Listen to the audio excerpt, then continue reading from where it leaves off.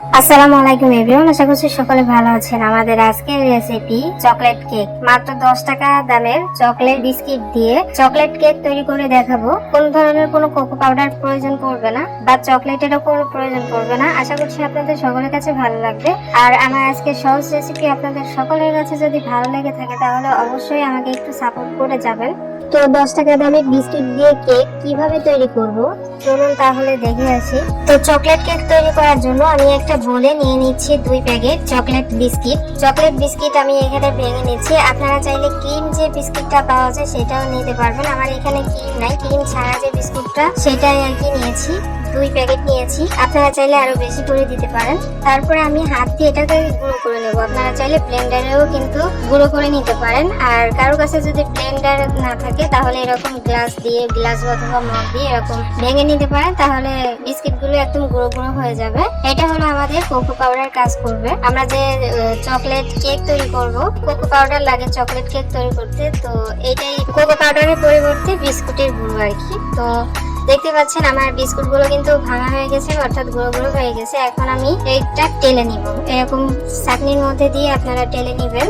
আর বাড়তি মানে চকলেটের যে দানা দানা ভাবগুলো থাকবে সেইগুলো আপনারা ফেলে না দিয়ে আপনারা খেতেও পারবেন। তো দেখতে পাচ্ছেন আমার চকলেট বিস্কুট গুলো আর কি টেলে নিয়েছি।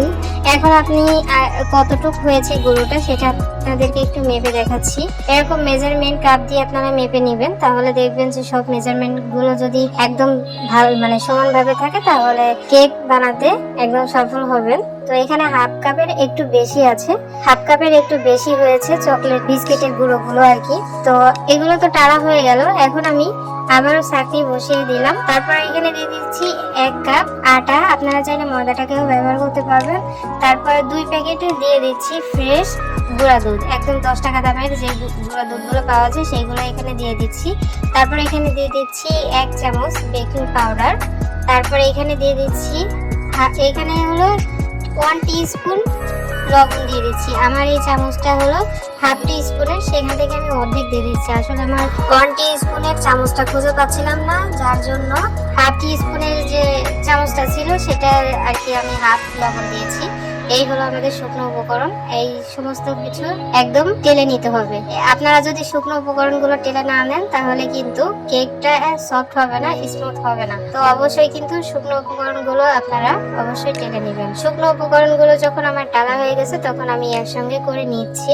একসঙ্গে করে নেওয়ার পর আমি যে পাত্রের মধ্যে আমি বিস্কুট গুঁড়ো করে রেখেছিলাম সেই পাত্রটার মধ্যে আর কি ডিম ভেঙে নিচ্ছি। আর ডিমটা কিন্তু অবশ্যই নরমাল থাকতে হবে। ডিমটা আমি একটা ভেঙে নিয়েছি আর কুসুম এখান থেকে তুলে নিচ্ছি, হলুদ যে অংশ সেইগুলো তুলে নিচ্ছি। আর এখনকার ডিম একেবারে বাজে, ভালো না। ডিম একেবারে ভাঙার সঙ্গে সঙ্গে দেখা যায় যে হয়তো গুলিয়ে গেছে, আর তা না হলে দেখা যায় যে ডিমের খোসা থেকে ডিমই পড়ে না, এরকম একটা অবস্থা। যাই হোক, তো 2টো ডিম আমি ভেঙে নিয়ে তারপর হলুদ অংশগুলো আমি তুলে নিলাম। আর সাদা অংশগুলো আমি একটা বিটার দিয়ে বিট করে নিচ্ছি। তবে আপনারা চাইলে এখানে কাঁটা চামচটাকেও কিন্তু ব্যবহার করতে পারবেন। আমি একটু থেমে তারপর আর কি বিট করে নিচ্ছি। একবারে যদি করতে চাই তাহলে দেখা যাবে যে আমার বিটারটা নষ্ট হয়ে যেতে পারে, এই জন্য আমি একটু ধীরে সুস্থে আর কি বিট করে নিয়েছিলাম। তো ইন টোটাল আমি 5-6 মিনিট মতো আমি সাদা অংশটা বিট করে নিয়েছি। সাদা অংশটা যখন বিট করা হয়ে গেছে তখন ডিমের যে হলুদ অংশটা ছিল সেটা আমি এখানে দিয়ে দিব। আর হলো একটু ভ্যানিলা এসেন্স, আমি ভ্যানিলা এসেন্সটা একটু বেশি করে দিয়েছি। আপনারা চাইলে কয়েক ফোঁটা মাত্র দিতে পারেন, জাস্ট ডিমের গন্ধটা চলে যাওয়ার জন্য। তারপর আমি এখানে একটু বিট করে নিই। বিট করে নেওয়ার পর এই মাঝখানে আমি দিয়েছিলাম হলো হাফ কাপ চিনি। যে কাপ মেপে আমি যে চকলেট বিস্কিটের যে গুঁড়োটা নিয়েছিলাম সেটা কিন্তু আমি দিয়ে মানে সেটা সেই কাপেরই 1 কাপ চিনি আমি এখানে দিয়েছিলাম, কিন্তু ভুলবশত এটা মানে চিনি যে দিয়েছিলাম এটা স্কিপ হয়ে গেছে। তো আপনারা কিন্তু অবশ্যই এখানে চিনিটা দিয়ে দিবেন। আমার এখানে মানে ভিডিওটা হয়নি, তার জন্য আন্তরিকভাবে দুঃখিত। আর আপনারা যদি মনে করেন যে না চিনি ছাড়াই কেক খাবো, মানে লবণ দিয়ে কেক খাবো, তা সেটাও পারবেন, কোনো সমস্যা নেই। তো অবশ্যই আপনারা চিনিটা অ্যাড করে নেবেন কম বেশি করে, মানে যে যতটুকু খেতে চান সে ততটুকু আর কি চিনির পরিমাণটা দিয়ে দিবেন। আমার যখন মিশ্রণগুলো হয়ে গেছে তখন আমি এখানে এই যে শুকনো উপকরণগুলো যে তেলে রেখেছিলাম সেই শুকনো উপকরণগুলো এখানে দিয়ে দিব। আর খুব বেশি দিতে যাবেন না, ছোট চামচে 2 চামচ করে করে আমি দিচ্ছিলাম আর হলো নাড়াচ্ছিলাম। একবারে দিতে যাবেন না, একবারে দিতে গেলে কিন্তু হিতে বিপরীত হয়ে যাবে।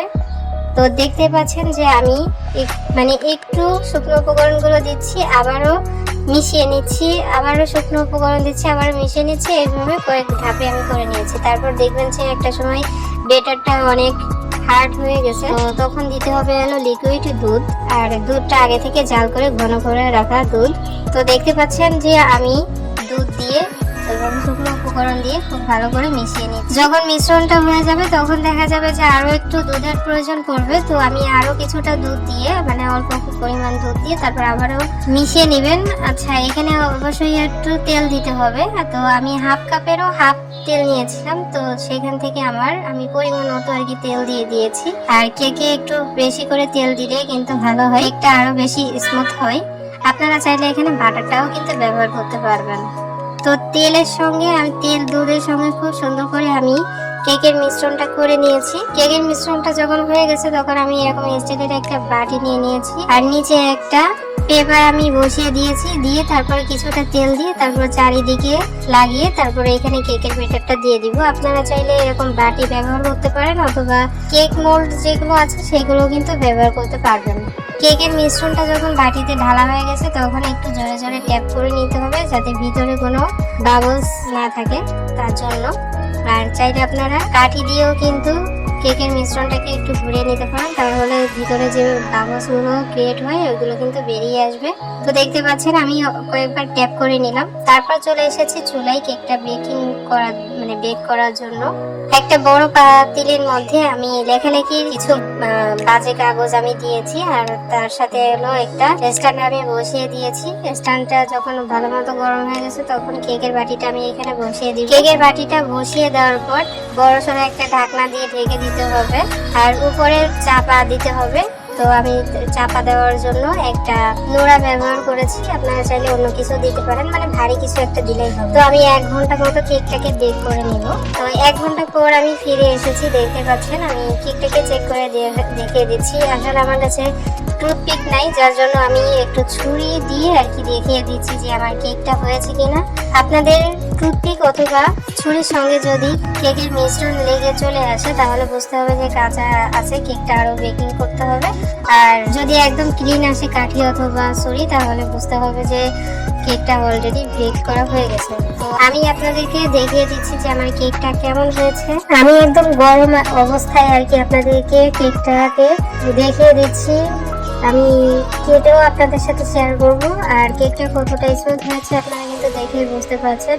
আর কেকটা দিয়ে কিন্তু ধোয়া উঠছে, অর্থাৎ ইনস্ট্যান্ট, মানে আমি কিন্তু কোনো রেস্টে রাখিনি বা ঠান্ডাও করিনি, আপনাদেরকে একদম গরম গরম দেখিয়ে দিচ্ছি। তো আশা করছি আপনাদের সকলের কাছে ভালো লেগেছে। আর কেকটা কিন্তু অতটাও চকলেট মনে হচ্ছে না, কফি কালারের মতো দেখা যাচ্ছে আর কি, কফি কালার যেমন হয় সেরকম দেখা যাচ্ছে। তো এই হালকা কালারটা আমার কাছে একটু ভালো লাগে, কফি কালারটা। অনেক বেশি চকলেট ভাব হয়ে গেলে আমার ওইটা আবার বেশি একটা ভালো লাগে না। তারপরেও কিন্তু মাশাআল্লাহ অনেক সুন্দর হয়েছে, অনেক মজার হয়েছিল খেতে। আপনারা বাড়িতে অবশ্যই ট্রাই করবেন, ট্রাই না করলে কিন্তু বুঝতে পারবেন না যে আসলে কেকটা কতটা সুন্দর হয়েছে। অবশ্যই আপনারা বাড়িতে ট্রাই করবেন। আর আমার চ্যানেলে অলরেডি আরো কিছু কেকের ভিডিও দেওয়া আছে, আরো চকলেট কেকের রেসিপি শেয়ার করেছি আমি অলরেডি, সেগুলো দেখে আসবেন। কেকটা আমি ডেকোরেশন করতে চেয়েছিলাম কিন্তু ক্রিমের অভাবে করতে পারিনি, তবে আপনারা ডেকোরেশন করে নেবেন। ফাইনালি এতটুকুই হলো আমার মূল রেসিপি। সবাই অনেক ভালো থাকবেন, সুস্থ থাকবেন। আমার পরবর্তী ভিডিও দেখার আমন্ত্রণ জানিয়ে আজ এখানে বিদায় নিচ্ছি। আল্লাহ হাফেজ।